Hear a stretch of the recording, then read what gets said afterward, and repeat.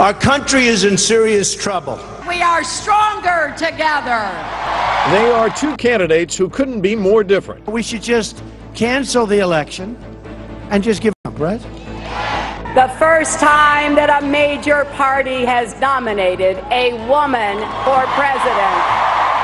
They will do whatever's necessary.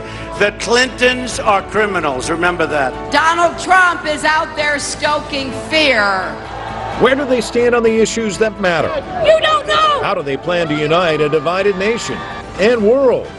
Our CCTV America special presentation continues.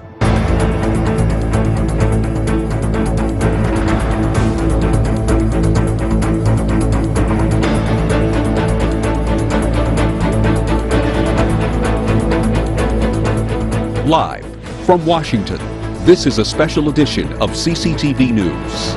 It has been a wild ride so far. It's just after 10 o'clock at night here in Washington, D.C., just after 11 in the morning in Beijing. Thanks so much for staying with us. I'm Mike Walter. And I'm Elaine Reyes. Polls have just closed in more U.S. states, and we have some updated numbers in this race for the White House. Let's take a look there. Hillary Clinton has 104 electoral votes. Donald Trump still ahead with 137 electoral votes. And Trump has now taken the state of Montana. It is razor thin how close this is in terms of actual votes. Donald Trump with 48% of the vote, almost 49%. Hillary Clinton with 47% of the vote. And as we said, it is a new hour, new developments coming in fast. And the team that will help bring it all to you, May Lee and Mark New, they'll be joining us from the U.S. West Coast. Jim Spellman, of course, has been with us all evening long in Columbus, Ohio. As well as Nathan King and Sean Caleb's in New York. Asiya Namdar is at the White House. Robert Nagila is in Nairobi. And Tien Wei will be joining us live from Beijing. Throughout this presidential campaign, you probably heard the terms like swing states or battleground states, and they're certainly being mentioned a lot as we near the final results. So let's get a refresher of what it all means. Asiya Namdar joins us with all of that from the White House. Asiya. Mike and Elaine, let's be clear, every state matters because each state contributes to that key number of 270 electoral votes. But in some states, the results are far less predictable. This year, there are 13 states the website Real Clear Politics deems to be toss-ups or swing states, if you will. Let's start with Florida. Immigration is a key factor for voters there. Among swing states, it has the most number of electoral votes, as you see on your screen, 29 at stake in recent elections. The results have been extremely tight. In the last presidential election in 2012, Barack Obama beat challenger Mitt Romney by less than 1%. Political candidates typically spend more money on campaign ads in Florida than any other state. Then there's Ohio. It has gone for the eventual winner in every election since 1964. It has 18 electoral votes at stake. Going into tonight, Trump held a slight lead there. Just a few months ago, it was Hillary Clinton who was ahead. Those are the two biggest swing states. And the truth of the matter is that Donald Trump needs to win a lot more of these states than Hillary Clinton in order to become president. Mike and Elaine, it will be a long night. Back to you. Yes, indeed. We want to go back to the state of Ohio because Donald Trump is up by 10 points in that state right now. It is a critical state for him, 18 electoral votes at stake. And of course, Jim Spellman has been there all night long in the capital of Columbus, Ohio. He's joining us again now. What's the mood there right now, Jim?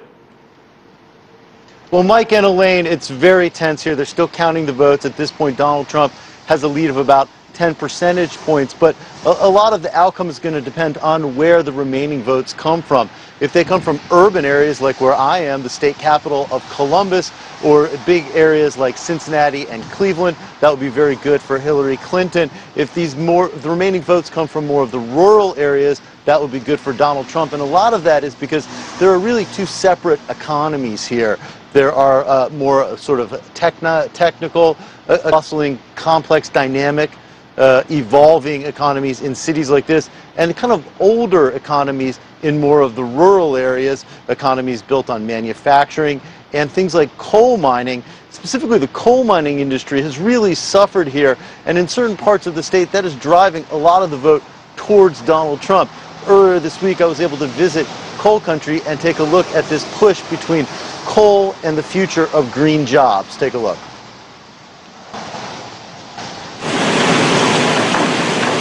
In the U.S. state of Ohio, a skeleton crew transfers coal to barges bound for power plants.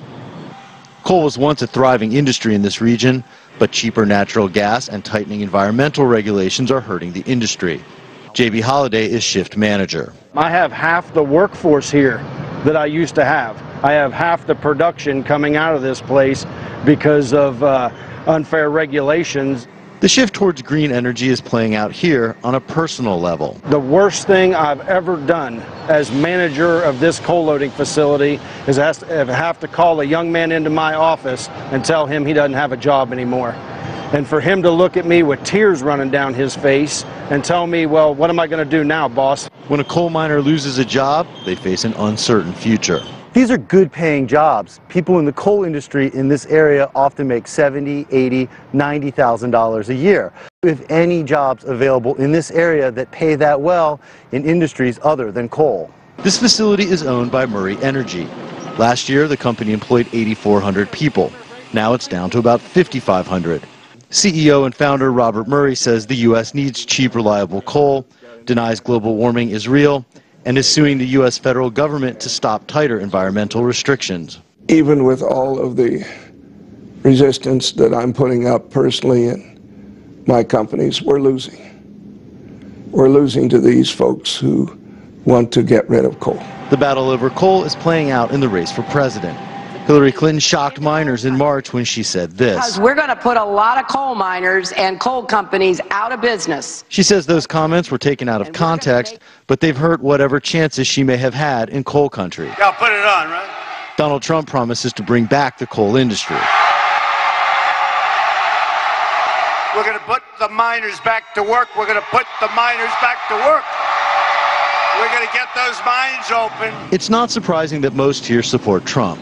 Some environmentalists say green jobs will balance out the jobs lost in the coal industry. If you look at the growth and number of environmental jobs and green energy jobs over the last 10 years, you see a significant growth and significantly more people participating in technologies like wind and solar power. But for miners here, those jobs seem out of reach. I worry sometimes, that, when's my time going to be up? When am I going to get called into somebody's office and I have to sit down and be told that I don't have a job anymore? And you see all that playing out in this tight race here in Ohio. Votes still being counted. Currently, Donald Trump up by about 10 percentage points. And, in this battle between coal and green energy, it can almost seem like a battle between the past and the future. But it's definitely a future where coal is looking less and less like a part of Ohio and the United States' future. For more on this, I'm going to throw it to Rochelle in Washington. All right, thank you, Jim. That's right. Yesterday's jobs have certainly been revamped by new, more modern jobs, especially in the field of technology. And that message that Trump has been saying about bringing some of these coal jobs back to the swing state of Ohio clearly resonating. At the moment, he's leading by about 10 percentage points, with about 59% of precincts reporting about 300,000 votes separating the two candidates. And to bring more into this, let's also bring in Saruhan Hatipolu, CCTV's global economics analyst. As we heard there from Jim, a tale of these two separate economies. You have these older jobs, these so-called jobs of yesterday, and then you have these green jobs, these new technology jobs. Now, we saw that Silicon Valley is firmly behind Hillary Clinton. Why do you think there's been such a big push for her versus Trump? Well, because there are two reasons for that. If you look at the donor list that Hillary Clinton has been getting, it's been predominantly Silicon Valley people support her. Secondly, they do like immigration policy, because about 35% of American innovators are immigrants. And they're a little bit, again, based on my client experience as well, they're a little bit worried about Trump's immigration plan. So I think that's one of the reasons that Hillary Clinton is favored. But let us all remember that a majority of the Silicon Valley is libertarian.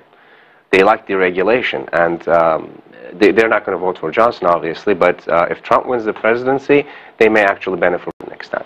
So with the race being so tight now, especially in swing states like Ohio, should Silicon Valley be worried? You have this relative unknown where you're not really sure what's going to happen, and you have these promises that Trump is making about bringing jobs that may not exist anymore. Well, they should be worried, yes, but at the same time, I think, Rochelle, we need to remember that Silicon Valley is going to continue doing what it is doing. And tomorrow is going to be a new day, and if Trump is the president, he's going to continue doing what he's doing. But he's not going to take away from Silicon Valley's the threats, the rhetoric that we've been hearing about throughout the election campaign. That is not going to hurt the Silicon Valley. What we've known today is that Middle America is angrier than we thought we were. And I think that's a message that needs to go to Silicon Valley too, if Trump wins the presidency, that is. So what does this mean then for Silicon Valley when it comes to countries that are perhaps closing in on it? If employers overseas are seeing, you know, if we send our employees to Silicon Valley, perhaps they won't be welcomed, perhaps they don't want those jobs welcomed there.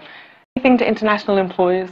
Well, it does, certainly it does say it, but that's why immigration is a big issue here. But at the same time, I think Silicon Valley is also is facing direct competition from different countries. We're talking about Berlin, for example, is coming in. China is becoming a huge market, about 1.3 billion marketable people there. Yes, they're going to be threatened by this, absolutely. Now, one thing that we're seeing is this lack of diversity in big tech when it comes to the types of jobs, wages, career paths. So especially for these green energy jobs, if you're who doesn't believe in climate change, and you have another candidate who's really trying to promote it, trying to recognize it and recognize that it's an issue that needs to be resolved. How do you find a middle ground there? Well, the skills gap we're talking about, but I think we need to also understand what the problem is. The problem is not pipeline problem, the problem is culture problem. And I think, again, with the clients that we've talked about, we do need, and I don't know if Mr. Trump is going to bring it on the table, but we do need an extensive review of the culture there. We need an outside firm maybe to come into those companies and do an extensive evaluation, a thorough assessment of why this gap exists and how it could be closed down. There are different, obviously, proposals for this. And I don't know Mr. Trump's policies on this because he hasn't been open. But one of the things that they can do is definitely talk about specific coaching for the gender gap or for minorities coming into these areas as well. Well, something we'll definitely be watching in this very, very tight race. We're going to swing it back over to Mike and Elaine in the studio. All right, thanks a lot, Rochelle. If you've been keeping an eye on the bottom of your screen, you've seen the race to 270 updating in real time. Again, whichever candidate gets to 270 wins. So let's look at the numbers again for you, kind of break them down. Right now, Donald Trump ahead, 140 electoral votes. Hillary Clinton with 104. You can see the red states indicate Donald Trump territory, the blue states going to Hillary Clinton. And right now, he also leads in number of votes with 48% of the vote, almost 49%, and Hillary Clinton with almost 47% of the vote. So let's check in with Nathan King, who is at Trump headquarters in New York. What's the mood? They're very happy at the moment. The pollsters didn't think they would be like this at this stage of the night. Now, I want to preface that by saying nothing has gone the way that wasn't predicted. No one has gained a swing state yet. But what is really incredible for the Trump campaign is how tight the margins are in Florida or in Ohio. It looks like it's going to go to them. It's very, very tight compared with where we were just 3 or 4 weeks ago in terms of the polls, which were predicting a Hillary Clinton blowout. Does that mean he's going to win? Not necessarily, but they are holding out hope as this evening gets longer and longer. Quite an incredible feeling here. There are cheers going up. This hall was not actually busy until about 25 minutes ago, and people started piling in. They realized that history might be made here tonight. Far too early still, but quite an incredible feeling in the room. This man, and it's within striking distance of the White House. Now, let's just go a couple of kilometers or so across town to Sean Caleb's. I presume the atmosphere in the Hillary camp is kind of the polar opposite of here. Yeah, it's been pretty calm here throughout much of the evening. Everybody focused on the big screen behind me as they watch the electoral count continue to tick up. And right now, certainly a lot of anxiety as Donald Trump is more than halfway there to 270. The only significant cheer we heard from here in the past hour or so was when Hillary Clinton barely edged above Donald Trump in Virginia. And let's remember, she chose Tim Kaine, Virginian, as her running mate. This is certainly a state that they wanted to win, they counted on winning, and they're going to apparently need to win the way things are moving. Nathan's exactly right. Nothing is said and done yet, but it doesn't look good in a lot of the swing states. High percentage of the vote has been counted in Florida. Donald Trump with more than 100,000 vote lead. Carolina, he's leading as well. And this is a candidate who did it without a lot of support from the GOP rank and file, the national offices. He actually flew in the face throughout much of the campaign. Now, if Hillary Clinton ends up losing, she can look back at a lot of things. The email controversy that of course hounded her, but has just misjudged how frustrated, how angry, how upset voters are with the status quo. They want to see changes. Oddly, we're not seeing that in the statewide offices, Senate, Congress, things of that nature. But for President, all the polls came down to taking a look at the character of these two candidates. Neither of them scored very highly, but Mike and Elaine, Hillary Clinton's certainly paying the price right now, but it is early. She still clearly has a path to become the next president, the first woman president of the United States. Could be a very long night, though. It could be a long night. Sean Caleb's for us live in New York, and as Sean was saying, the voters are angry. Wall Street also angry. Dow futures down 600 points, so there's volatility there in the election cycle, also creating some volatility on Wall Street. Now, while we're talking about money, let's talk about it took more than $1 billion to get to this point. Actually, more than $1.5 billion. That's how much the two candidates and political action groups called super PACs have raised in this election. And here's the breakdown. Hillary Clinton has raised nearly $900 million to date. The super PAC supporting her have raised more than $200 million. On the other side, Donald Trump, he hasn't done as well, raising just over $450 million. The super PAC supporting him raising $60 million, which of course brings us to the money issue in this race.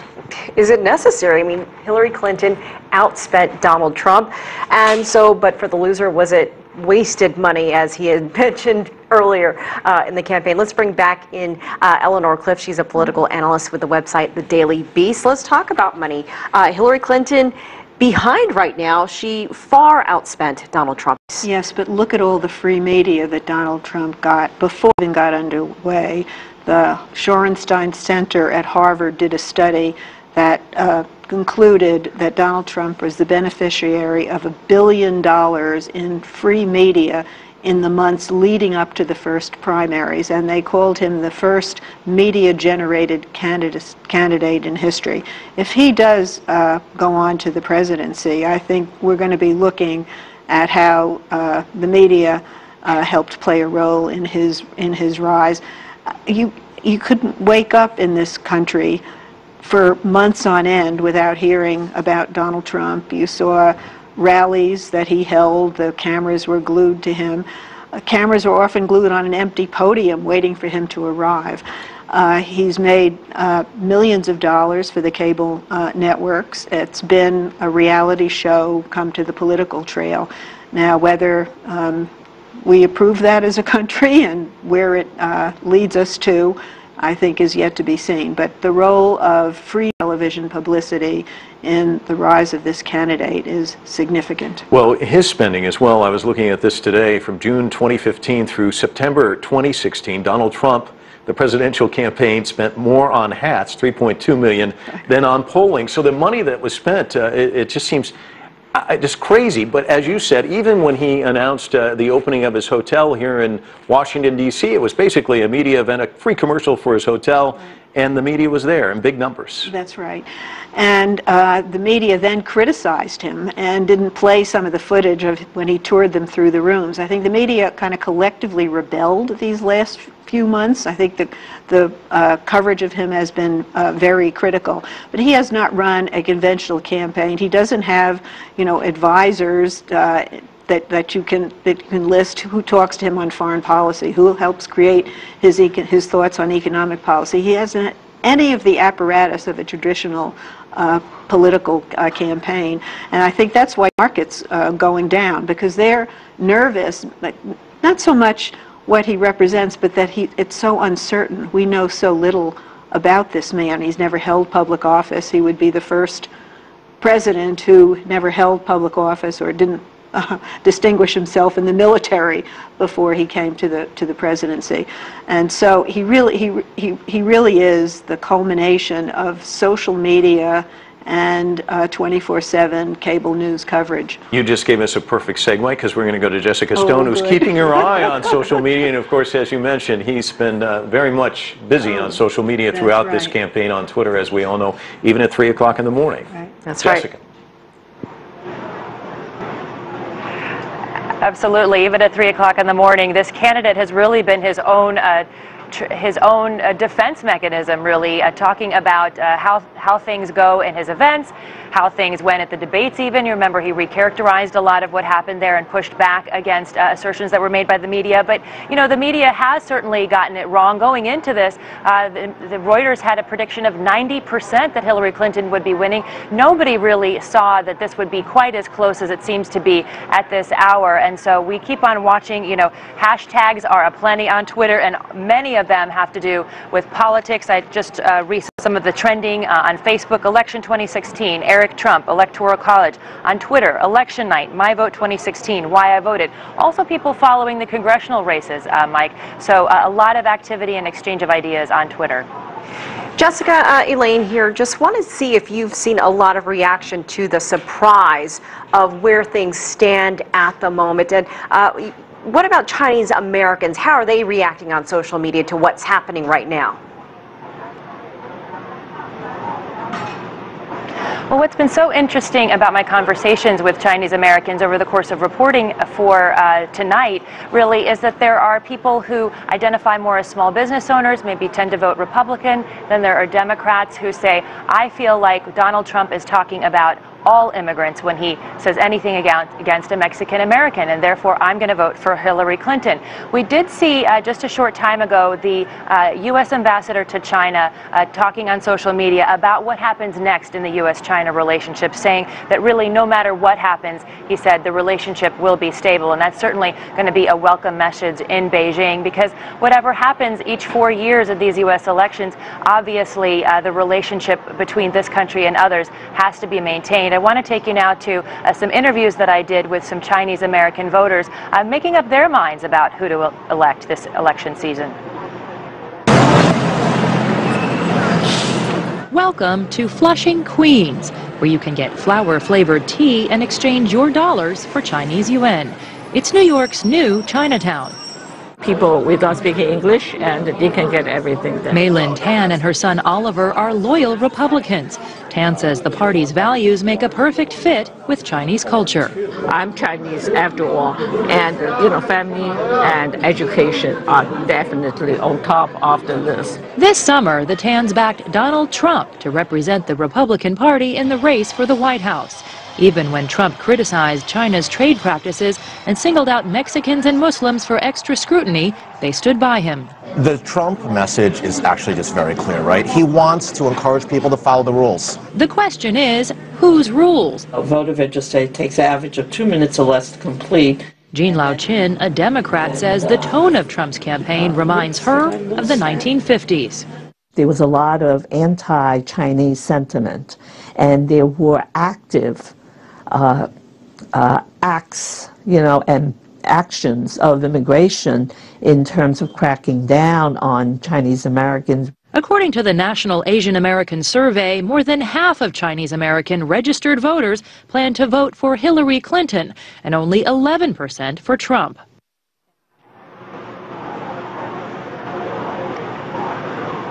And you know, another way that Chinese Americans are using social media during this election cycle is WeChat. There's a group for Trump, there's a group for Clinton, and we know that there's been organizing on both sides to get out the vote, even through WeChat. You know, that same study said that 15% of the Chinese American population were undecided. We'll have to see what a difference they make, especially in states like Georgia and Nevada, where their numbers are big, and they could make a real difference this election cycle. Mike and Elaine? All right, thanks a lot, Jessica. There are about 4 million Chinese Americans living in the United States. About half of them are college graduates compared to 28% of all immigrants, and they earn more than other immigrant groups in the United States. So what issues matter to them and why? Interesting questions, of course. And Chinese immigrants to the United States typically fare better than other immigrant groups, and half are college educated, or college graduates, I should say, compared to about 28% of all immigrants. They earn more than other immigrants in the United States, about $57,000 per year compared to $48,000. Let's go to CCTV's Mark New. He joins us from San Francisco with some reaction there. Mark. That's right. Anything goes tonight. It's been pretty much a given from the start that here in liberal California, at least, the state's 55 electoral votes, the largest in the country, will go for him. That is assumed here in California, but as I mentioned, there's been a lot of surprise tonight, so we can't assume anything.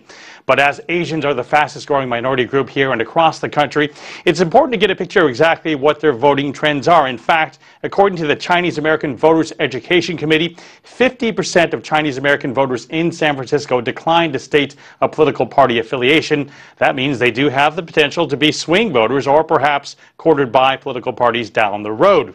Now, I visited San Francisco's Chinatown main polling station earlier today, which was located inside a small room at the Chinese Newcomer Service Center. There I spoke to the residents of the country's oldest Chinatown to see how they voted and why they voted that way. Many of the residents I spoke to told me, first and foremost, they just wanted stability. They say keeping things the same would be better for the economy, the stock market, and also international trade, especially between the U.S. and China. Several voters did express their disgust of Donald Trump in some very colorful language. I was actually unable to find a single Donald Trump supporter here.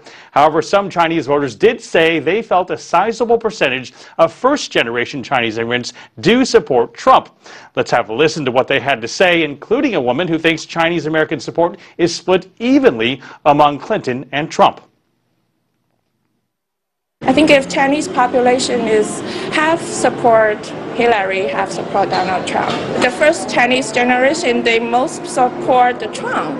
I guess they have properties, probably. So Democratic Party is not going to help on the housing, the property owners. But they didn't look at the whole picture. Donald Trump, according to one of the newspaper I read, they said he's mentally unstable. I'm sorry.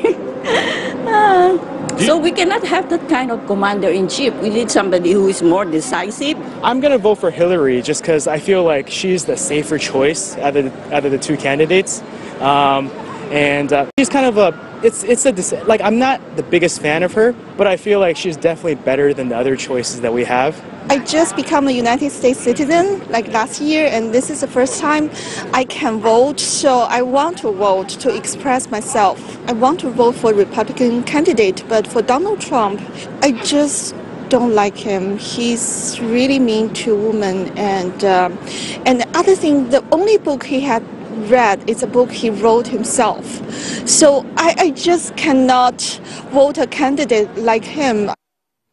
Now, that voter says she doesn't like Trump or Clinton. She ended up voting for Libertarian candidate Gary Johnson. Back to you in the studio. All right, Mark, thanks so much. And let's just go through the numbers one more time quickly, and then we'll send it over to Anna Naidu. Trump ahead with 150 electoral votes, Hillary Clinton with 109. He also leads with the popular vote total over 48, almost 49% of the vote at this stage. And up until this evening, all the polls were saying that Hillary Clinton was a likely winner in this election. The poll that matters, as they always say, is on Election Day. Let's check in with Anna Naidu. Thanks, Mike. Right, if we look at the map right now, it's not what we were expecting just a few days ago. If we look at just one of the states that's just come in right now, Missouri, that state has gone to Donald Trump. He now has 150 electoral votes. Joining me now is Robert Moran. He's a partner at Brunswick Group, the pollster with us tonight. Robert, if we look at what is going on right now, what stands out for you? Well, it's a good night for Republicans up and down the ballot.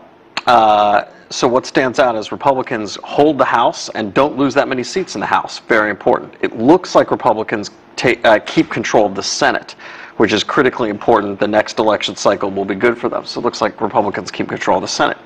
What stands out to me is most pollsters have said all along that Trump does have a narrow path to victory, that he has to win a number of states. He would have to win Ohio and North Carolina and Florida, New Hampshire and Nevada, and piece all those together in order to eke out a win. That's exactly what's happening. Now, the national polls all showed Hillary up 4 or 5%. but we do not run a popular vote election in the United States. So pollsters have been looking at the state polls, and what did they see? In Ohio, where Trump looks poised to win, the polling has shown Trump up, so most people were assuming that. In Florida, it showed her with a very slight lead. It looks like she did not turn out Latinos and South Florida voters enough to offset some of the exurban and rural vote that Trump gained, and it looks like it's going to be very close, but that Trump pulls it out because there's not enough South Florida vote to win there. Okay. You go to North Carolina, still up for grabs. Looks like Trump has the edge there. So he's staying down this narrow. In North Carolina, the polls were bouncing back and forth. Where I think the surprises are Michigan and Wisconsin. Trump is looking better in Michigan and Wisconsin, largely because of rural voters, disaffected blue-collar voters, than what polling was capturing in Michigan and Wisconsin. And if he wins Michigan or Wisconsin, given where we're at, that might be decisive for his victory. All right, Robert, I want to go to Nathan King, who is at Trump headquarters in New York. Nathan, what's the sentiment like over there? It's growing confidence by the minute here, and I can tell you, I think we have some pictures of Donald Trump watching some of the returns coming in at Trump Tower, and he must be pleasantly surprised. Look, nothing amazing has happened that hasn't been predicted yet, but he is much, much closer in every swing state than the polls had predicted. Now he has a narrow path to victory. He has to win Florida, has to win Ohio, has to win Nevada, but he's kind of within striking distance, and the polls did not say that. So I can tell you, there has been a feeling here of, okay, let's see this through, to, oh, what's happening, to, we might actually win this thing against all the odds, starting over a year and a half ago with an outsider, non-politician, could actually become president of the United States. Quite incredible. I'm actually almost lost for words, the feeling in this room right now, because it's just running so counter to expectations. And we're going to go to Sean now, right? Yeah, Sean is with Hillary Clinton, obviously, just over the Javits Center, about 2 kilometers away, and I presume the mood is souring there by the second.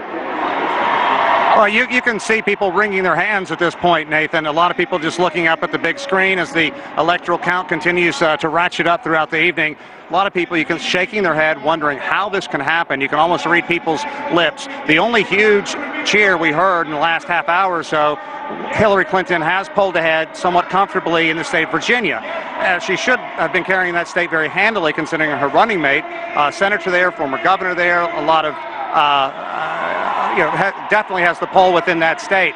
But certainly the frustration building here. I think a lot of people are also looking to the turnout. African Americans did not turn out for early voting. They did not turn out the way they did in 2008 and 2012 for Barack Obama. A lot has been made about waking the sleeping giant, getting Hispanics out to the polls in huge numbers. But traditionally, all the information we have from recent years shows that while Latins may feel very strong for one candidate, they do not turn out in huge numbers, and we may be seeing that. So the story here hasn't been told fully, but there is a lot of anxiety, there's a lot of concern, and there's a lot of people wondering tomorrow morning, will they be saying the words, President Trump?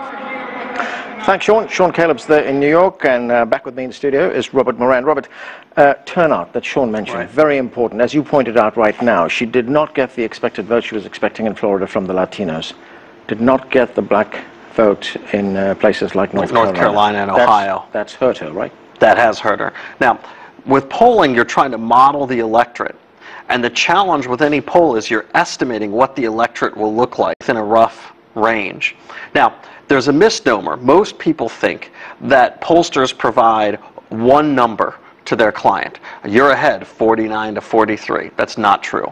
What pollsters give their clients is a turnout matrix based on differential turnout. Right. And so it's a sliding scale of if we turn out this group versus this group. The George W. Bush re-election campaign famously turned out evangelicals at a very high rate, and that changed the turnout matrix in the election. What I think is happening here to some extent is a lower turnout among African Americans, although we need to dig into that data and look at it in urban areas, but a much higher swing of the white working class on sort of a blue-collar populist message. and that might be dispositive to the vote here tonight. Very interesting. So did he see a higher turnout of working class voters, people that we were talking about earlier on, the disaffected voters, people who have lost their jobs, areas where manufacturing jobs have been lost, places like Ohio, places like Michigan? Did he turn out those voters who traditionally have voted Democrat and turn them? Yeah, it actually reminds me a little bit of in the UK, Labour voters, disaffected Labour voters going to UKIP. And if you think about it, that would make that would be a corollary to what may be happening here. We have disaffected blue-collar folks who might have split their ticket, might have been in a union in the past, giving Trump a shot because they're so frustrated with the way things are working. This is a strong argument, interestingly enough, for the Republicans to go in a populist direction. Didn't we have that in 1980 when Reagan got what was called at that time the Reagan Democrats? Yeah, but that was slightly different. I mean, here, there's something a little bit different here. One is the trade protectionist angle is pretty intense. The second is, and I just wrote about this today, one of the most interesting findings is that if you ask Trump and Clinton voters if they think the next generation is going to be better off than today, here's what you get. 60% of Trump voters say it's going to be worse off. And only, I think, 11 or 12 say it's going to be better. Among Clinton voters, it's split, but it's still somewhat, it's 30-38. I mean, it's basically a draw. But there's a lot of fear that the future will not be better for their children, and I think that may be driving some of this differential turnout. Right, we started out this conversation by saying that the electoral map is not looking the way we thought it would look at this stage of the evening. In the next hour, in the next 90 minutes, what are the states that we should be looking at very close to give us an indication of which way it's going? Okay, so it looks like, number one, Florida falls into the Trump category because there's just not enough votes left in South Florida. Okay, but we still need to watch that. Ohio looks like it goes to Trump, and actually at a fairly decent clip, but we need to see. I would be looking at some of the rural areas in Ohio because I think they're comparable to Wisconsin, to rural areas and sort of rural industrial areas in Wisconsin. We should be looking at what is in Pennsylvania. I think she holds on to Pennsylvania because of Philly, but we need to see that. We need to watch New Hampshire. New Hampshire is separated right now by a difference of 10,000 votes. He needs, again, he has a narrow electoral map. He needs to win New Hampshire. Now, if he wins Wisconsin, he's fine. But with Virginia off the table, the math means that he needs to win New Hampshire, Nevada, etc. From everything we hear about early voting, turnout, Nevada should still be strong for Clinton, and early exits suggest that Nevada is strong for Clinton. But I think this election night is going to go very late unless he pulls a Big Ten upset. The interesting thing is Hillary Clinton could still win the popular vote with all the West Coast voters, but lose the election. Donald Trump was able to basically thread the needle with his narrow path to victory. Okay, let's go to Nsenga Burton. He joins us from the state of Georgia. She joins us from the state of Georgia. Nsenga, what the election is looking like right now? I think that the election is a reflection of what's been happening in the United States since the election of the nation's first black president. And that is, as you said earlier, a lot of people who are really concerned about their future. A lot of that is based on dominant ideologies about race, dominant ideologies about gender and class, and the intersectionality of all of those factors. So I think that people, in a way that may not be in their best interests, but really is in line with dominant ways of thinking about how this country should be run and who should be running it. Right, we're seeing some trends right now that we've been talking about. One is that Hillary Clinton did not get the kind of Latino support she was expecting to get in the state of Florida, and but she was also not getting the kind of African-American support that she was trying, that she expected to get in a state like North Carolina. Do you believe that to be the case? I'm not sure yet. I'd like to get more data I'd like to get more poll data before I can make a statement about that.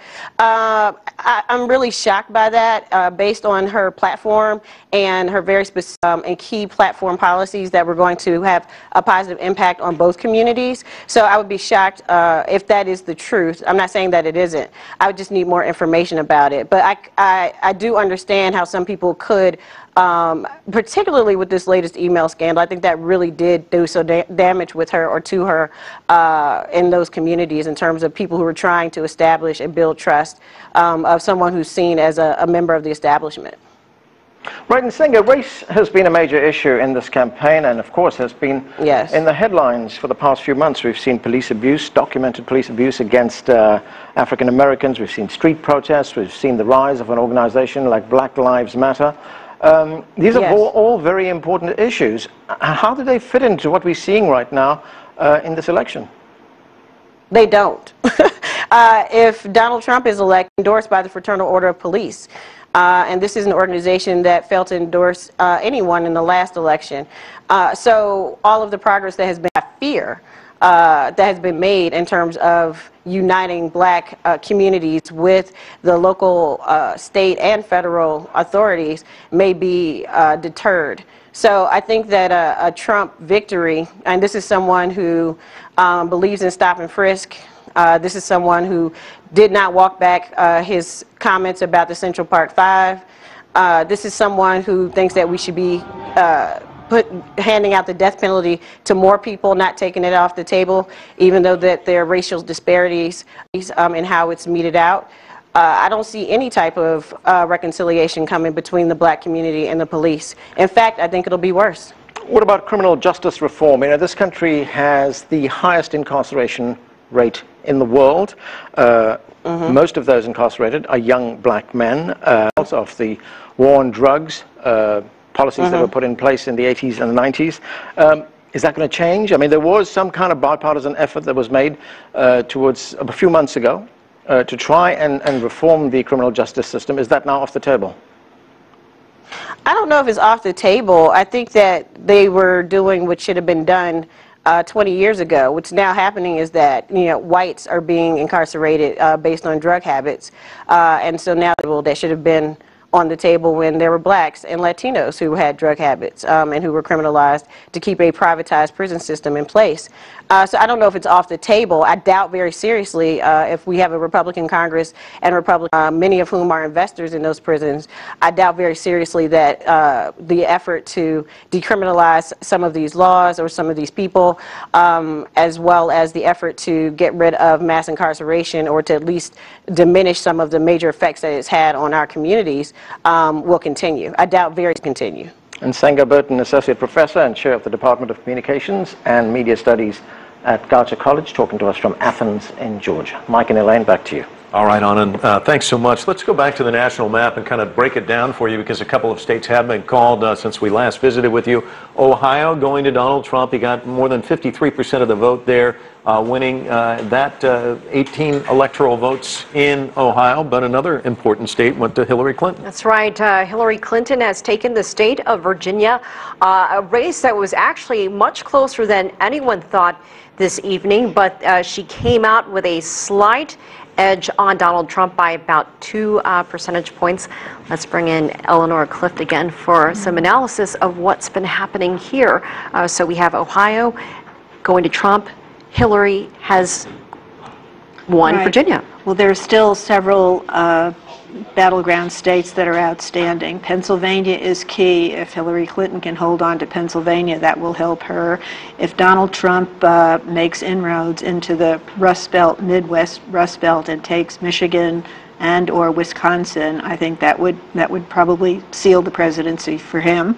North Carolina is another battleground state. I think that Donald Trump really needs to win that. It's razor tight. And Nevada, another state that Trump needs, but the early voting there, there's a substantial Hispanic population. And the polls suggested that Hillary Clinton was up in Nevada, but I'm suspicious of all the polls this evening because this race is not unfolding the way the pollsters were suggesting that it would. He's been up all night. Yeah, I want to talk to you about two things. First, for our international audience, there's this wild gyration that goes on in the United States. We see one president in office for 8 years, and then another party is in office. Bill Clinton, then George W. Bush, then Barack Obama. Wide swings. It's very difficult for the party in power to hold it for 12 years. The last time I can think of, George H.W. Bush. Talk to us about the difficulty that Hillary Clinton was facing, and again, again, as you said, nothing's decided right now, but No. she is having some difficulties. No, she was running against the tides of history. You pointed out that George H.W. Bush won, in effect, a third term after Ronald Reagan. He only held the White House for one term of 4 years. Before that, you had to go back many, many years before you could find that. The American people seem to, after 2 terms, they've had enough of one party. And each president seems to be kind of an antidote to the one before. People go for wildly different personalities. And you could argue that Barack Obama is this cerebral president, and Donald Trump is certainly his opposite in every way, and Hillary Clinton would be, in effect, a third term for Barack Obama. Now, if you're a Democrat, you think that's terrific, but not everybody's a Democrat, and the desire for change is very strong in an election like this, and that's always been Donald Trump's biggest card to play.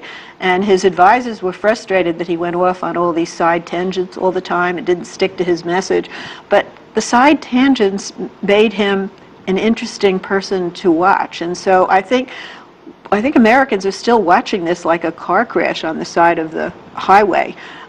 They don't really know what to make of it. But the fact that he has gotten this far and conceivably could get to the presidency, it's obviously defying every prediction that's been made. That's very much. Colorado now going to Hillary Clinton. We're projecting that as well. So again, a lot of fluidity out there. Right. One of the states, though, where we expected it to be tight, and it really wasn't in the end, is the state of Ohio. But before we do that, let's go to Florida. As you can see, 29 electoral votes up for grabs there. Again, Trump leading. It's razor thin. As you can see, he has 50% of the vote. She has 49%. But again, at this point, 99.3% of the precincts reporting. So unless it's a heavy Democratic area, it's going to be very difficult for her to pull out the state of Florida, and those 29 electoral college votes would go to Donald Trump. Again, as we mentioned, Ohio, a big state tonight. Pivotal for Republicans. They say you can't make it to the White House without winning Ohio, and it looks as though, as we said, Donald Trump winning there. That's right. Let's go to CCTV's Jim Spellman. He is joining us live in Columbus, Ohio. Donald Trump taking 18 electoral votes. Jim. Yeah. Hi, Elaine. Hi, Mike. I just spoke with some people that were at the Donald Trump celebration party. They said the room erupted when they made this announcement. The polling had Donald Trump up perhaps about 3 points. Looks to be a much wider win, perhaps 10 points.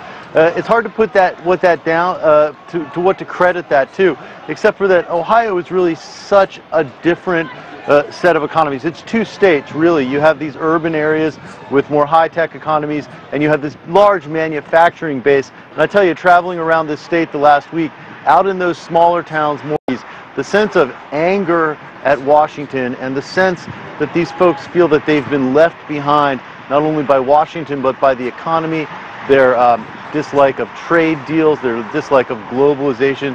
The passion was real. You could feel that. And it seems like the passion on the Trump side was able to overcome the ground game on the Clinton side. Also checked in with some people at a Hillary Clinton watch party here, volunteers who felt that their efforts were really going to bring this home for Hillary Clinton. Not surprisingly, it's a somber mood at that Hillary Clinton party. Back to you guys. Jim Spellman for us there in Columbus, Ohio, where Donald Trump has won 18 electoral votes tonight. That's right. Let's get another look at how this is shaping up outside the United States. Let's turn to CCTV's Tian Wei for national reaction to how this race is shaping up so far. Tian Wei. Thank you, Elaine. Certainly a lot of numbers coming in right now. 131 for Hillary Clinton and 168 for Donald Trump. In this part of the world, people are anxious and also nervous about what's likely to be the result. With me here in the Beijing studio, Einar Tangana, current affairs commentator. Sir, what do you take of this number? Well, it's still early in the night, but I think people are reacting to the possibility of a Donald Trump win, that he would be president. You can already see the markets reacting very unfavorably, down quite a bit.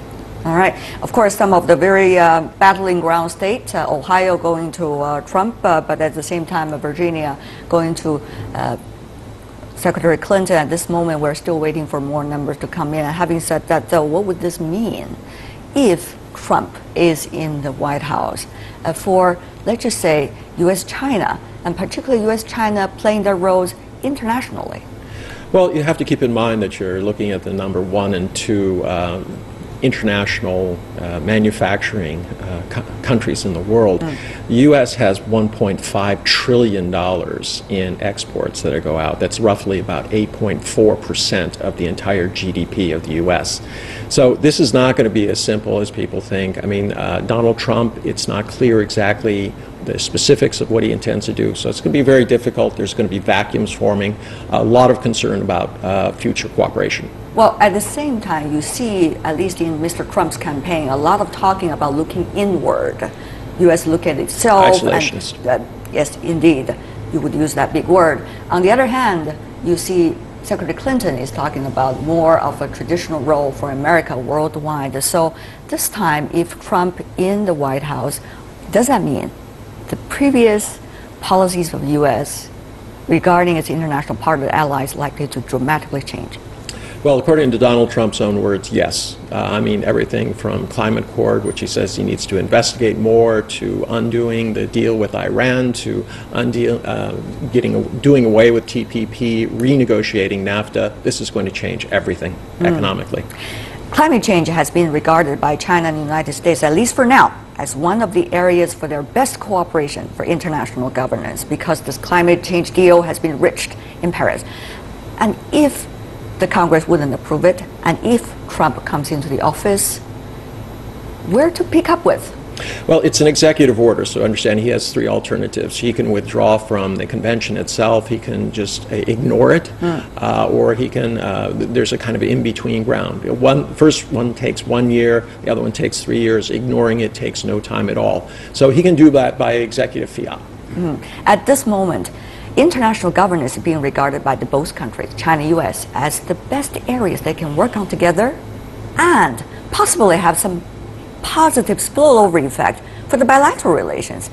But if candidates change their positions, likely to be changed. Let's take a look at the numbers. 131 for Hillary Clinton, 197 now electoral votes goes to Donald Trump. Certainly quite a lead over there. Whoever is reaching 270 first will be the next president of the United States. Let's come back to that question, Mr. Tangen, about what's next? Spillover effect if international governance cooperation doesn't work? Well, it's not going to, it probably won't work under a Trump presidency. There's going to be a complete redrawing of the world map. If he does follow through with his isolationist tendencies and starts trying to build walls and exert influence over our traditional allies to pay for what we provide them, this is going to have a massive effect. Of course, this is an election that is the U.S. American people's decision. Their own election, their own president, but it certainly has an effect for the rest of the world. Final question for you, sir. Is China ready if it is a Trump presidency? Actually, there's one school of thought that China is ready, that by withdrawing, it'll create opportunities for China to be a stabilizing force in the world. So there are some people that believe that this could be a China moment and that Trump will be an integral part of that. Trade issues, geopolitical issues, as well as international governance issues, these are all now in the air for a big question mark. They're all in play. Thank you, Anna, for being with us for this hour. Back to you in Washington, D.C. Well, Donald Trump has won the state of Florida. We're projecting it, so that is a big win for him. Everyone's been saying there's no way he can make it to the White House without winning Florida, and he does win Florida tonight, picking up 29 electoral college votes and putting him closer to 200. He's at 197 electoral votes at this stage. And look at that, Trump taking that state by 50.74%. Hillary Clinton just behind at 49.26%.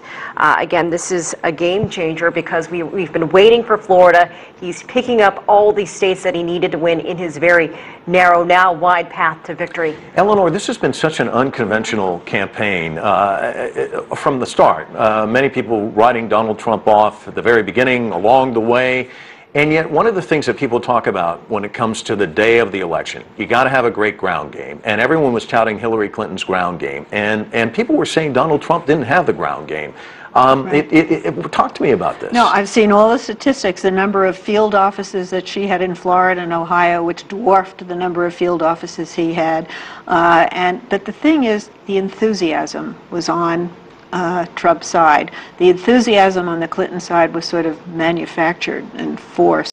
I think she's been demonized unfairly, but voters didn't seem to really like her or get enthusiastic. She would have been, or she could still be, the first female president, but you didn't see the kind of enthusiasm that was it's barely even been mentioned. And young women don't understand the historical significance of that and weren't very excited. And so I think when you look at who is closing, and frankly, the intervention of the FBI director, Jim Comey, and the questions he raised about Hillary Clinton seeming to reopen investigation of her while a lot of people were early voting.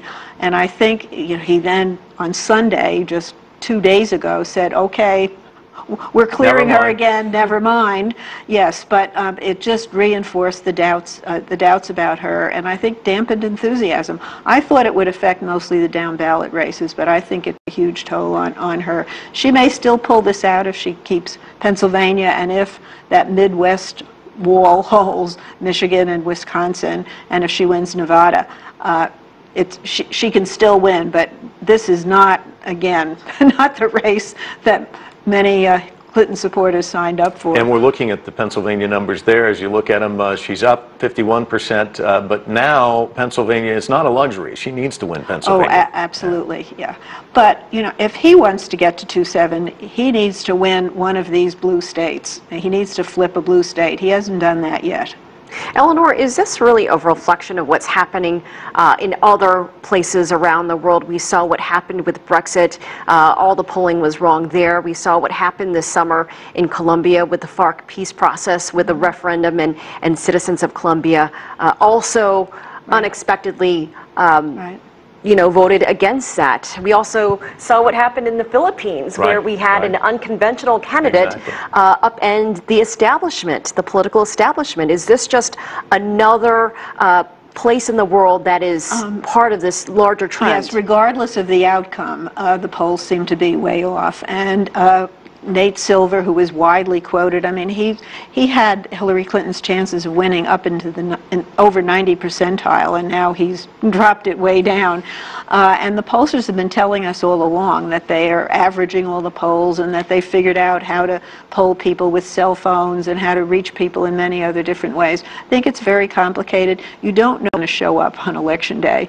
And evidently, there are more rural white Americans who feel left behind in this country than anybody realized. And the Trump campaign has been saying they haven't been voting, they haven't voted for years, but they're going to show up.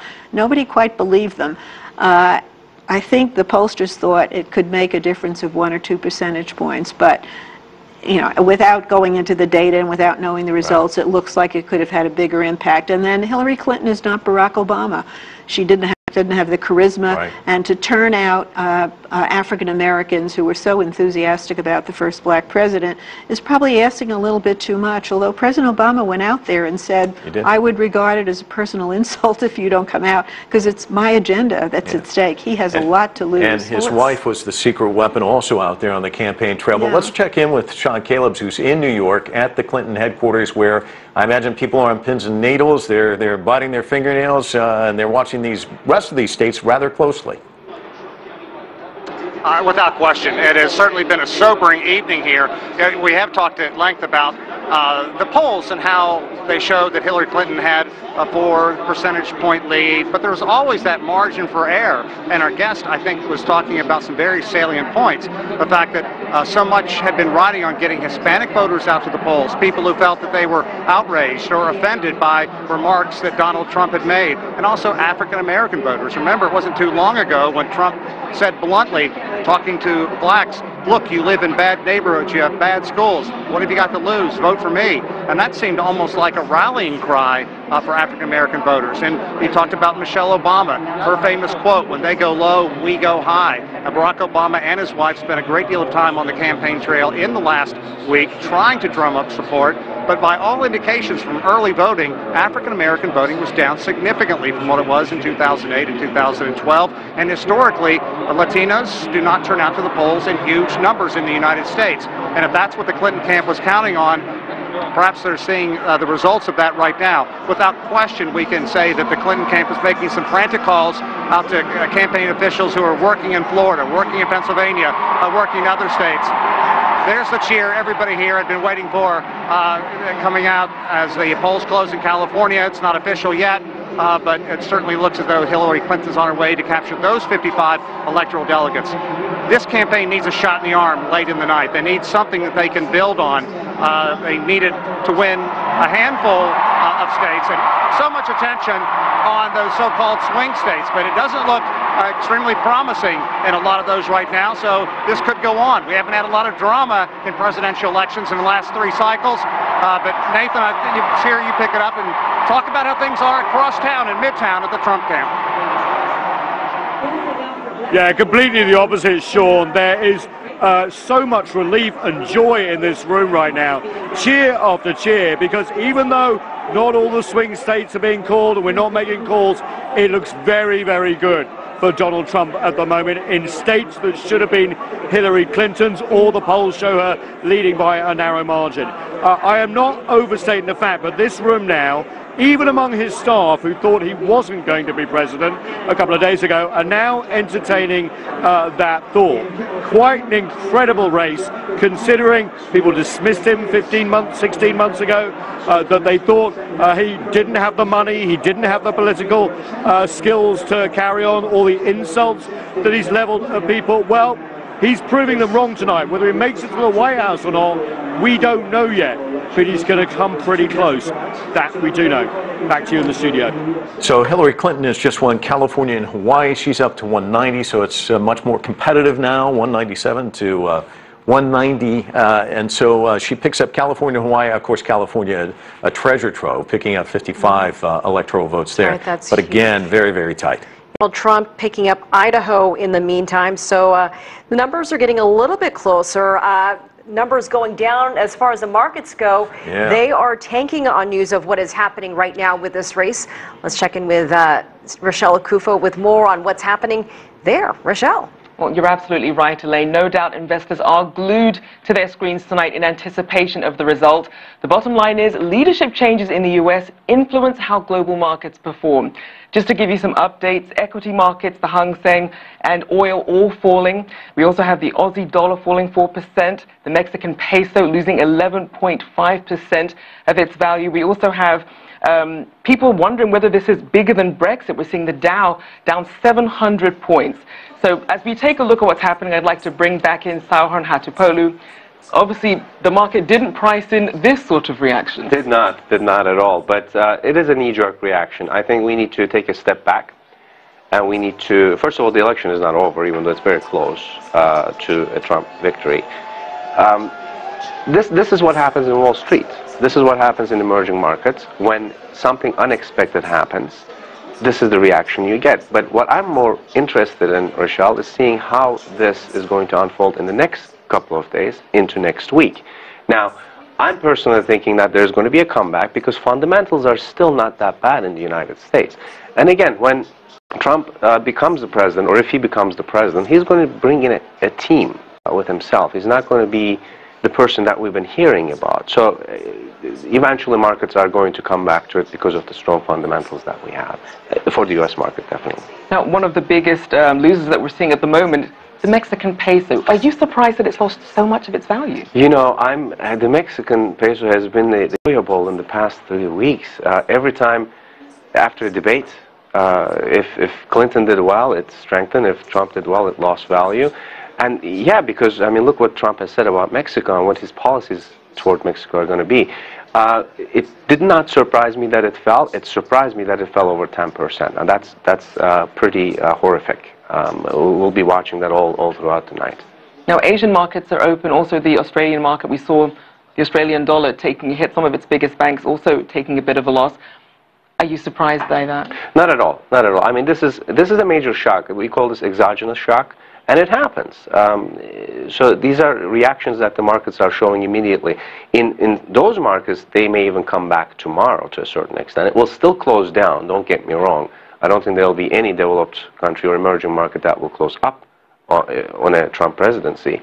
But some of them will recover. So for analysts who are already saying this could be bigger than Brexit, obviously it's been a year of surprises. People didn't expect the UK to leave the EU, and now we have Trump leading in the US election. Could this potentially be bigger than Brexit? Well, you know what, it's hard to say. My personal opinion is yes, it is bigger than the Brexit, because Brexit did not cause a truly structural change to the leadership party in the UK. This is what we're seeing here. Now, we haven't talked about how radically Republican Party has changed. There is a significant group of people in the Republican Party that do not like Donald Trump. Now, if he's going to be the president, he's going to be working with them, and the House is Republican, and the Senate may go Republican. So, yes, I do worry that this is definitely more damaging than Brexit is. Now, under Obama's administration, we did see that Dodd-Frank came into action, which was supposed to put more regulation on some of these big banks. Clinton would have perhaps tweaked it, as she said, perhaps not continued every single policy, but kind of kept it in line. As her potential for winning the White House seems to be getting bleaker as time goes on, what do you think that means for Wall Street? What should they expect? Wall Street should be worried a little bit in the short term, as we're seeing it from the market reaction. But Dodd-Frank is something that Mr. Trump has said he's going to do away with from very early in his campaign. And there's certain things that he's right about that, in that there's not a lot of bank lending taking place in this country. There's a lot of stringent rules and regulations that banks will need to go through. I personally experienced it through some colleagues who wanted to buy or do renovations in their house, and they couldn't get a loan because they had to go through so many different hurdles, and they had the actual income to get that loan. There are a lot of people like that in the United States. So that needs to be tweaked a little bit. Completely doing away with something in this country is difficult. You can have the rhetoric, but once it comes to actual implementation, you have to go through the Congress, and I think that's where it's going to be facing problems, even though it will be his party's control. And just lastly, do you think this speaks to the divide between Wall Street and Main Street in terms of small businesses wanting these loans and Wall Street really just not recognizing that? Absolutely. Look, the reason that people are angry, middle America is angry, is what happened in the financial crisis. I think the reaction that was shown by the U.S. regulations did not satisfy people. Nobody went to jail from Wall Street. And some same people are actually working in different places doing the same kind of trading. And people are... All right, we're definitely seeing the fallout there. We're going to swing it back now to Mike and Elaine for more. Thank you. It's really been a tight race this evening, and Hillary Clinton still leading in Pennsylvania, and I guess she's picked up another state, hasn't she? That's right. She has picked up the state of Oregon, so she is going down the west coast of the United States, picking up some of those big numbers. But let's go to Pennsylvania. As Mike mentioned, we're still waiting for the final tallies there, but 80%, 81% or so of the precincts reporting, and Clinton is slightly ahead. That state has 20 electoral votes. And it's really interesting, this rise of populism. We've seen it all election cycle. We saw it with Bernie Sanders. We saw it with Donald Trump. And apparently we're seeing it again in a strong fashion again on Election Day. Let's check in with Anna Naidu and get some thoughts on that. Thanks, Mike. We're seeing a lot of drama unfolding tonight, a lot of anxiety, a lot of tension. With me, Robert Moran and Afshin Malavi. Robert, let me go to you first. As we look at the map right now, let's look at two Midwestern states, Wisconsin, Michigan. Right. First, you need to look at Ohio. Ohio is a prototypical Midwestern state, but it leans a little bit to the right. So then, if you know the history, Michigan and Wisconsin are traditionally Democrat. George W. Bush couldn't flip them in 2004. I'm not sure Trump flips them at the end of the day. It looks like the urban areas are still not in Michigan, which means it could flip back to Hillary. And then it goes to Wisconsin. I think Wisconsin could be very close. Wisconsin, in many ways, is like Ohio. It has more working white middle-class, non-college educated voters. It's rural. It does look like Ohio, and Ohio went pretty strongly for Trump. The math right now gets really very interesting. If she pulls out Michigan and Wisconsin, you're looking at a New Hampshire and Nevada as decisive, because Colorado and Virginia went to her as we expected. And now you're looking at a very narrow path for both of them. And there is a chance you get to 269 each. 269 each. What happens then? Well, it'll be an interesting moment for our children to learn about our Constitution. It then goes vote by to the state, it goes into Congress and vote by state. And one would assume then that Trump would win because there are more Republican states than Democratic states. But she's she's likely to win the popular vote as the West Coast comes in, which is what the polling was showing nationally. The issue is we run our elections at the state level. And people always said it could be tight at the state level. On those last two states that you mentioned, New Hampshire and Nevada, which way are they trending right now? Right now, they vote well. We don't know about Nevada. The exits look good. The early voting looked good in Nevada. Let's talk about Nevada first. The early voting looked very good for Democrats. They were crowing about this for days because Clark County, which is Las Vegas and its suburbs, the vote there looked very, very strong. And if you roll up a huge number there, you should win Nevada outright. If you combine the 28% Latino plus the hospitality workers union folks in Nevada, you should be able to put together a Democratic coalition. Nevada is a center-right state, but Democrats can win it. There is a theory that says that Democrats may have done such a good job on early voting that on election day they had already, a big chunk of their base had already voted, and so that's the Trump voter comes out on election day. And so there's a theory that you could see that there. I'm hearing that Nevada Democrats are very worried now when they're seeing what's going on in the East about what they think they've done. But remember, Harry Reid is very good at this. I mean, he's pulled out a lot of elections in Nevada. The Democrat Senate leader. Yes. Right. Nevada is an urban state that's been trending Democratic. So that is going to be an interesting one to watch. New Hampshire had been the polling, and Nevada had been looking pretty tight in the polling. Same in New Hampshire, but New Hampshire had shown Clinton with a slight lead, although we had a couple shock polls around the Comey announcement late showing Trump within striking distance and a much smaller lead, and it turns out those were likely accurate. So we're within, I think, 10, 12,000 votes with about half the precincts in New Hampshire. It's a small state, but the vote comes in slowly in New Hampshire. But this is going to go down to the wire, and we could Hillary Clinton because the West Coast vote wins the popular vote but loses the Electoral College. This is going to be very tight. And we could have 269 each as well. You could. Right. You could. Okay, let me go to Afshin very quickly. Afshin, we heard from Rochelle earlier on that markets around the world are reacting very negatively to what is going on right now. But when you look at world reaction, there must be leaders around the world in capitals around the world right now who are scratching their heads. Yeah, I mean, yeah, absolutely. You know, leaders are not unlike markets. They don't like this kind of uncertainty. Right. And Donald Trump is, if anything, an uncertain candidate. And so I think that the market reaction is predictable. There are leaders around the world that are going to be fearful if there is a Donald Trump presidency. There will be a few that will welcome it, including Mr. Vladimir Putin. You know, this whole Trump-Putin bromance has been one of the interesting sideshows of this election. But I think that leaders around the world in chancelleries and palaces and living rooms around the world, they are worried about this. What would Europe be thinking about this right now? You know, I think Europe would be thinking that, you know, they have some, I think in Germany they have an election coming up in 2017. In France there's an election in 2017. And they also will have populist challenges to the establishment candidates in those places. So they'll be thinking that, you know, Brexit, now Trumps it, you know, and now what's next? You know, right. Are we going to see this wave of anti-establishment populist candidates toppling establishment leaders across Europe? Right. I am hearing that North Carolina has gone to Trump. Yes, it has. Yes, it has. I want to make one point on the NATO issue. Yeah. The Americans have been arguing about the burden sharing. We've been making the burden sharing argument for a long time in a nice and diplomatic way. Right. Trump has made a not diplomatic argument on burden sharing, right. And that would suggest then that the NATO allies would have a much more difficult discussion about military spending and burden sharing in the future. Right. Absolutely. Okay, I want to go to Miami right now. Steve Burton is there. Florida, of course, has gone to Trump. What are you hearing down there, Steve?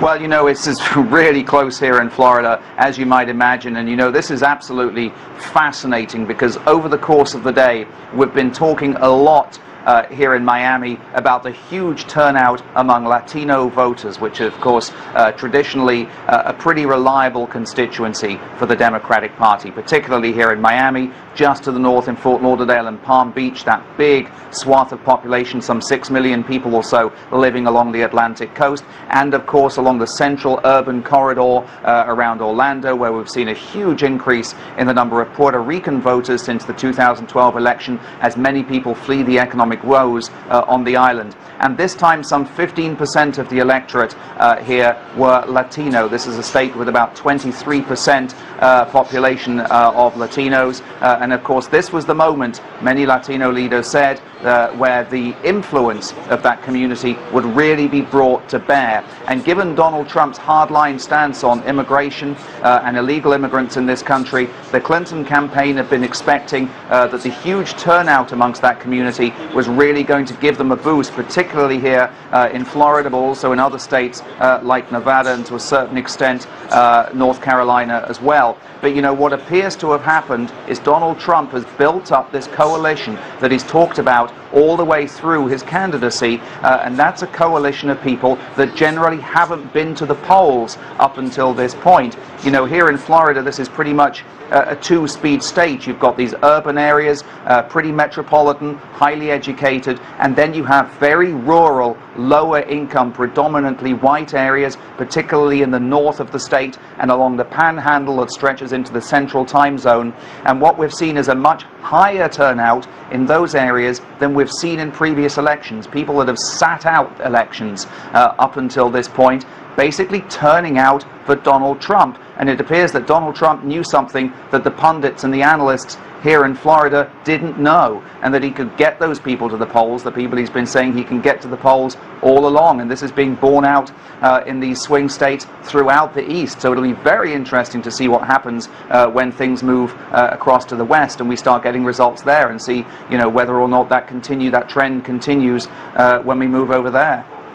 Right, so if we look at what happened in Florida, Steve, would it be fair to say that those voters in the northwestern part of the state, it's a very diverse state, of course, the northwestern part of the state, the part that you mentioned just a moment ago, which is called the Panhandle in Florida, those voters came out, the Latinos didn't come out, and that's what put Donald Trump over the top? Well, I think the Latinos did come out.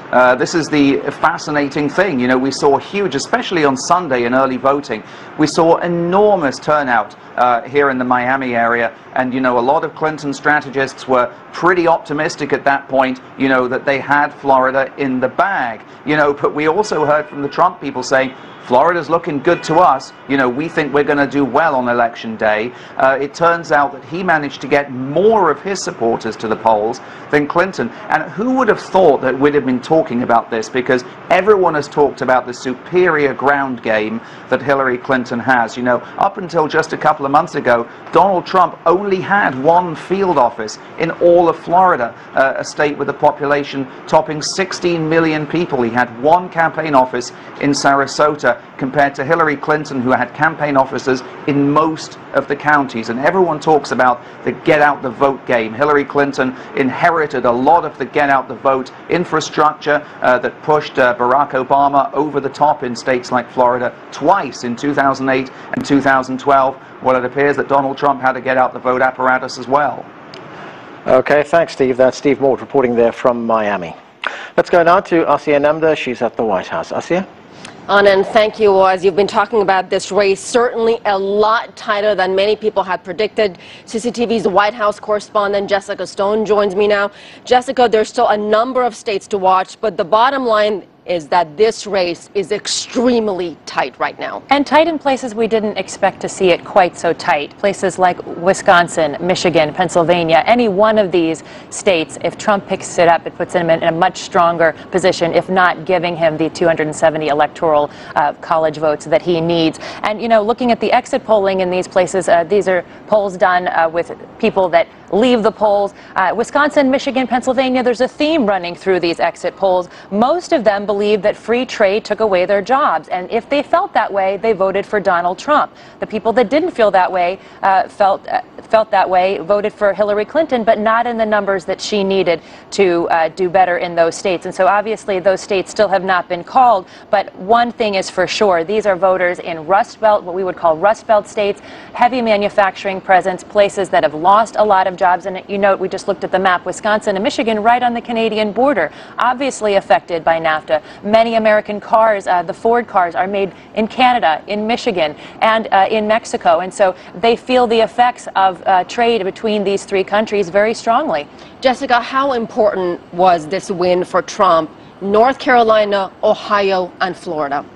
We expected it to be wrapped up if he didn't get Florida at a couple of hours ago, and here we sit still biting our nails, you know, and watching the returns come in. And now, of course, our attention is steadily moving west. But, you know, having lived in Pennsylvania, I've lived in the center of Pennsylvania, a very red area, a very Republican area. The sides of it are very Democratic, and this is a place that Hillary Clinton, you know, and Barack Obama and Michelle Obama, some of the most well-known advocates for her campaign, going to Philadelphia and making the case for her candidacy. So if Trump does well in Pennsylvania, I mean, that's a huge blow to the campaign of Hillary Clearly, Clinton. he tapped into something. He resonated with his anti-establishment message, didn't he? It did, and on top of that, you know, Hillary Clinton has always had this problem with excitement. She had it in 2008, obviously against Barack Obama. But not just excitement, Jessica, her honesty issues, her trust issues. Yes, absolutely, and that's another thing we're seeing in the polling is that people coming out of the polls said that economy and honesty were the biggest factors for their vote. Well, that does not bode well for a Secretary of State who has been under FBI scrutiny since most of her campaign and just got out of it within the last few days. So it's been a tough road for her on honesty. All right, well, we'll be back with you, Jessica. Let's go back to Mike and Elaine in the studio. And let's head over to Sean Calebs, who's in New York. He's been monitoring the Hillary Clinton campaign headquarters all evening long, where I imagine it's somewhat subdued. And they're probably shocked at these numbers. I think both of those statements are pretty accurate, Mike. One thing that Jessica and Asier were talking about at the end, I think you can't really overstate, and that's just the heavy negative factor that Hillary Clinton had the entire time she ran. She had a tough time with Bernie Sanders. The information came out just before the Democratic National Convention about the emails where the DNC had actually worked in conjunction with Hillary to try to discredit Bernie Sanders. This is something that Trump simply pounced upon the entire time. There's one FBI investigation into her private emails that she kept when she was Secretary of State. That ended, and Camp thought it was all over. Then 12 days ago, 13 days ago, the FBI director came and announced they were reopening the investigation. Just this past weekend, announcing that there would not be criminal charges. But over those 10 days, there were certainly, it fanned the flames of doubt. It certainly gave the other side, the GOP, the people who have long complained about Hillary Clinton and her integrity issues, something to run with, and they did that. Certainly some polls showed that the people who had made up their minds about Hillary and the email scandal had been played out sometime before. But you're talking about razor-thin degrees of change in the polls right now. So if just a small percentage, a fraction of a percentage went one way or another because of this huge negative that Clinton has had, it could be one of the deciding factors. Secondly, African-American voters. They just apparently are not turning out the numbers that they did in 2008 and 2012, despite the fact that they had Barack Obama and the First Lady out campaigning. I spent some time up in Harlem this past weekend, asked organizers up there, what about the fact that there's been a certain degree of complaining from some African Americans that the Democrats simply take black vote for granted. And they strongly denied that and said that they really thought that as the election grew close, as the polls opened, that they would see blacks turn out in large numbers. We'll just have to wait to see how that plays out. Look, nothing's over yet. I mean, it's still neck and neck, but certainly Hillary Clinton is trailing in Florida, in Michigan, and she's going to need one of those states, if you listen to the pollsters, if she is going to become the next president. Mike and Elaine, we could be in for a long one. Yeah, why don't we take a look at the national map and just kind of touch on some of the numbers? Because right now, Donald Trump is leading, and that's been the way it has been all night. All night right now, he has 216 electoral votes. Hillary Clinton has 197 electoral votes. So they've sort of closed the gap between each other, but still he is ahead. We're still waiting to see what happens in Pennsylvania, Michigan, and Wisconsin. Those states will be critical if Hillary Clinton is to make her way to 270. And he certainly tapped into this populism that has been coursing through the country. Bernie Sanders touched on it, and of course Donald Trump really exploited it to his advantage, and I imagine that they've got to be very excited about what they're seeing right now. Nathan King in New York at the Trump headquarters. Nathan, give us an update. Yeah, Mike, I could hardly hear you there because big roars coming up from the crowd every couple of minutes or so because they feel they're on the brink of history. You know, whatever happens tonight, there's a real feeling amongst core Trump supporters here tonight that this man can never be laughed off again. He looks like he could win some swing states by bigger margins than Republican presidents who have been re-elected twice. The Democrat presidents who have lost and Republicans who have lost. If he does that, it will be the biggest upset in modern political history. And he's done it by, as you said, being a populist, by saying what he thinks, no matter how vulgar, no matter how gross. He says it, he gets in trouble, and people, his fans, really like him for it. It's going to be a very different White House if Donald Trump is in charge than we envisage, obviously, with Hillary Clinton. Now, you're absolutely right, we're not there yet, but Hillary Clinton's firewall when it comes to states in the Midwest, like Wisconsin, like Michigan, are going to be very important. Pennsylvania is going to be very important. If we predict the other swing states might go for Trump, that's where we see she has to win, and she has to win in Nevada. You know, Trump at the moment is very much in the driving seat. They said he'd win about 3 of the big. He looks like he may well be doing that tonight. Nathan, talk to us a little bit about the future of the GOP, because much was made of that before this election. There's obviously a huge split. So you've got past presidents, Republican candidates, Mitt Romney, who just refused to support this candidate, refused to vote for him. You've got this divided party. If he were to win, it's not just stitching back together the country, it's also stitching back together the GOP in many respects, isn't it? Yeah, and of course we should remind our viewers that the GOP stands for Grand Old Party, which is another term for the Republicans. But you're absolutely right, Mike. He was really dismissed by the old guard, the Praetorian Guard, if you like, of the Republican Party. Former President Mitt Romney, former presidential candidate Mitt Romney came out against him. Remember, he lost to Barack Obama. John McCain did not really fully endorse him, and of course he lost to Barack Obama, and we had so many others. George W. Bush didn't say anything, and he had 2 terms. So this whole party establishment thought the party was going to go down with Donald Trump. And if we look at other races in the legislature, they're doing okay, they're holding up. Democrats aren't making gains there as well. We do have the possibility, if Trump becomes president, of having the presidency, the Republicans in control of Congress as well. And that will lead to a very different America than we have seen in the last 8 years. Quite incredible. Now, we're not there yet, but this policy, probability, is not being just talked about in this room, but all over the United States and the world. Back to you. All right. Nathan King there at Trump headquarters. And we want to take a look at Donald Trump right now, apparently watching returns with his vice presidential candidate, Mike Pence. There they are. This is a still picture. As you can see, Donald Trump there with the red tie and Mike Pence with the blue tie. Pence already delivering his state, Indiana. And it's worth noting that Tim Kaine also delivered his state of Virginia for Hillary Clinton in this very tight race. Right now, Donald Trump with 216 electoral college votes, Hillary Clinton with 197. Again, the vote margin as well, very, very tight. Right now, Donald Trump with 48% of the vote and Hillary Clinton with 46% of the vote. We were talking about the GOP, the Republican Party. There was this 11th commandment that Ronald Reagan said, don't speak unkindly of other fellow Republicans. Donald Trump did that throughout the primary season. He's just kind of ripped up the playbook for the Republican Party, hasn't he? Yes, and I think establishment Republicans saw him as a loser who would embarrass their party, who would humiliate them. Appears to be a winner. He could go on to the presidency, or he could come so close you can't really criticize him. I think a lot of those Republicans fall in line, and I think the point was made. We're looking at a very different America if we have a solid Republican wall in Washington. Throw the Supreme Court into that mix, we would then have a conservative Supreme Court for the next several decades, because there's one seat already to fill and there will be more.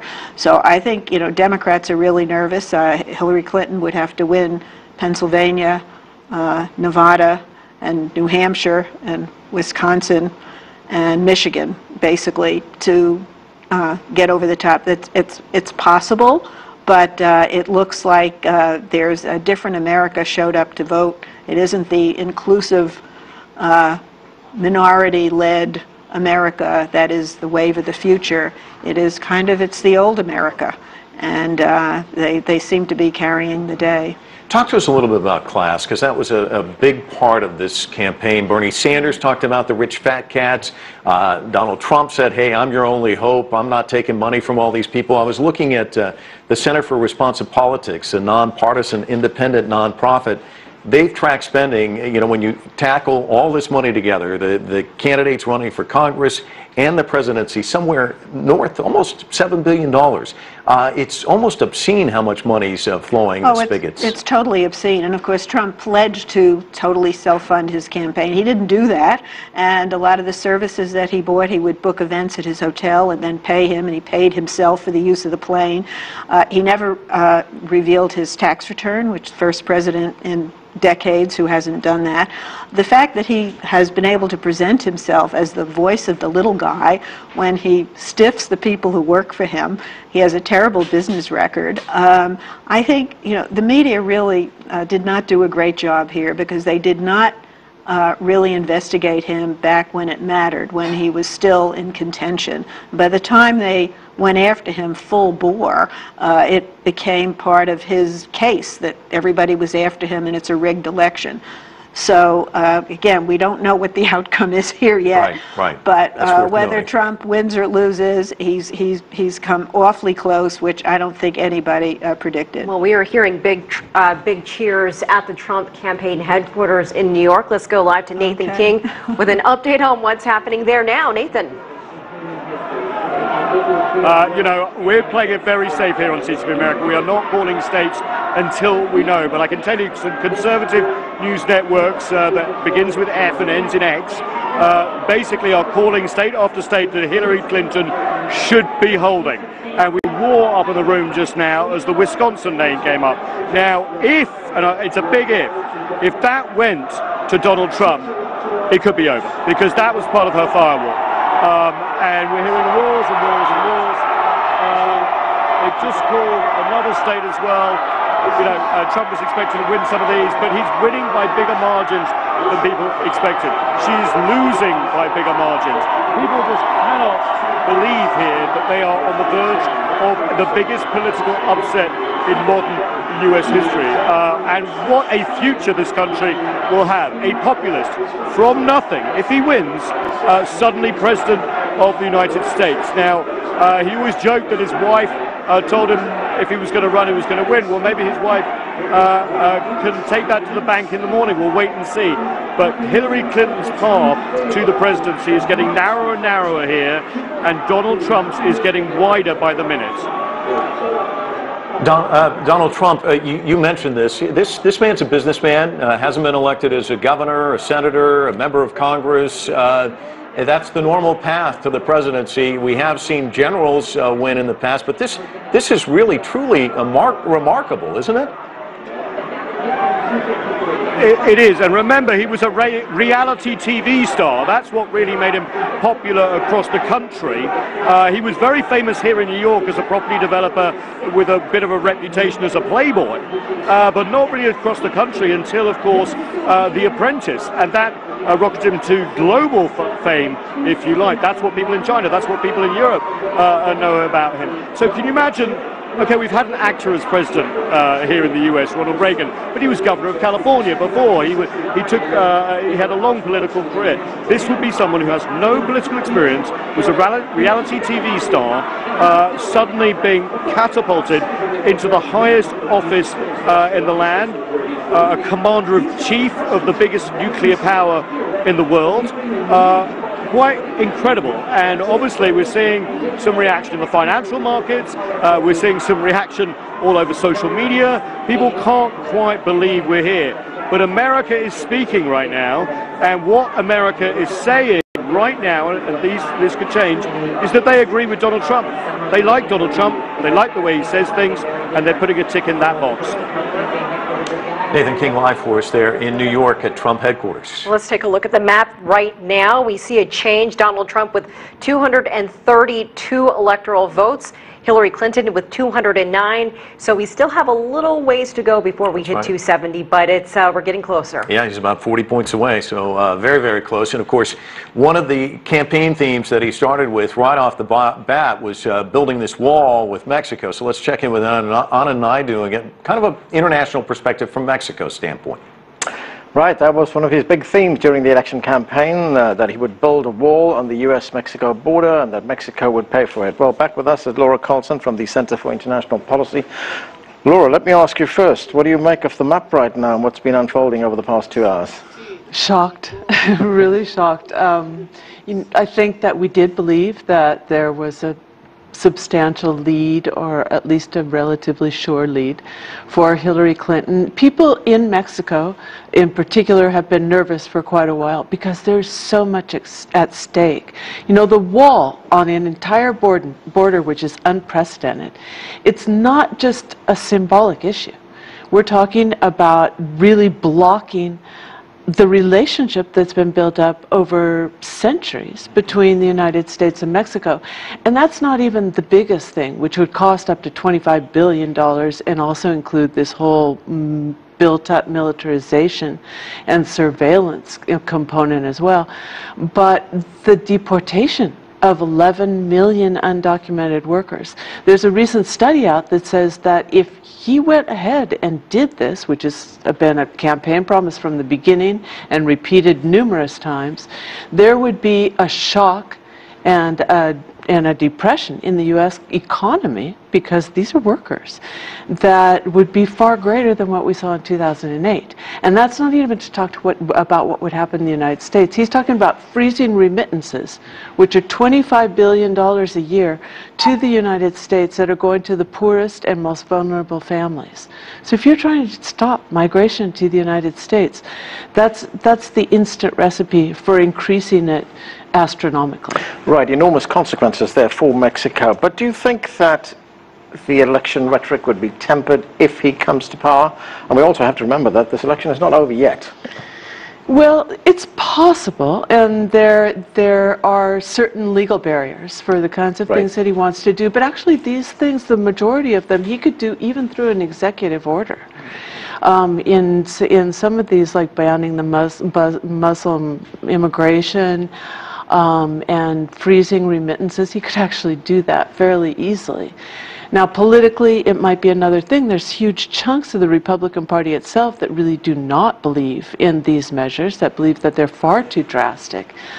But we really don't know if he would do it. He's got this problem, or maybe it's not a problem for him, but he has a base that's been sold on these ideas.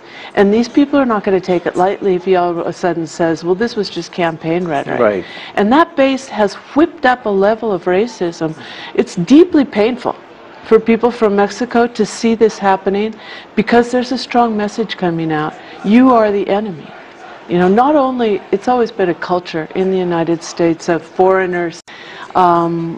We don't understand them. We don't really care too much what happens to them. It's that's the political culture we live with. But this is a strong message: you are the enemy. And what are the broader implications for Latin America if Donald Trump becomes president? Well, throughout Latin America, there's been a lot of concern as well. There's very little policy messaging that he's given in terms of the region itself. The primary concern, and this goes across the board, if you look at the press in different countries in various parts of the world, that even beyond the policy issues that he's spoken about, the primary concern is that this is a person who is not fit to be president of the United States. For temperament, the famous temperament issue, for his basis of decision making, for his egotistical characteristics. For racism as well. For racism, and we have to talk about misogyny. People were out in the fields. I spoke to a number of people who have a large network in the Hispanic Leadership Council that were doing poll watching and have been talking to people throughout these states. And they said that beyond the racism, what they were finding is that people were saying, well, I just can't see her, a woman, being president. So we're seeing a big backlash to many of the gains that started in the 60s and 70s, and all of a sudden, I don't think anybody expected a backlash as big as this to result in a possible Trump presidency. Okay, let's go across the border. Let's go to Mexico, where we find our correspondent, Frank Contreras. Frank, what's it looking like from Mexico? Lots of concern at this moment, Anand. We're hearing right now that the Mexican Central Bank is standing by to see what it should do to try to shore up the Mexican peso in the case that Donald Trump is the victor in the U.S. presidential election. There is concern, of course, that the kind of rhetoric that he has presented, that Laura mentioned there, has really damaged the Mexican economy in this campaign, and it really has hurt the value of the Mexican peso against the dollar. And I asked a number of people in the streets today, does the value of the Mexican peso really affect you? And pretty much everybody was clear. Absolutely, the basic costs of things like food, clothing, and in some cases even housing, rentals and things of that sort are affected directly by the value of the peso against the dollar. And so there's lots of concern on that front. It looks at this stage as well that the Republicans are going to hold the House of Representatives in the United States, which in that case probably means that sweeping immigration reforms again will not take place. And many Mexican families are just wondering what will happen to family members who are in the United States, separated from other family members, those who have been deported in these recent years. And so a lot of concern from this place, from this location right now. There was hope when California numbers came up and it gave Hillary Clinton a bit of a boost. But, you know, the Mexican government is standing by and watching, and people across this country will stay up all night to wait for these results, Anand. Frank, there was a time at the height of the election campaign that Donald Trump traveled to Mexico. He met with the Mexican president at the time. What did they discuss at the time? Well, at the time, it seemed that the Mexican president did everything he could to try to be, quote, diplomatic with the candidate for the Republicans, Donald Trump. There was an opportunity for the Mexican president to challenge Donald Trump and tell him that things like building a wall, that is not good for the future of this bilateral relationship, that calling Mexicans rapists and criminals, that is a horrible thing to do. But the Mexican president did not take advantage of that opportunity, and a lot of his countrymen really took him to task for it.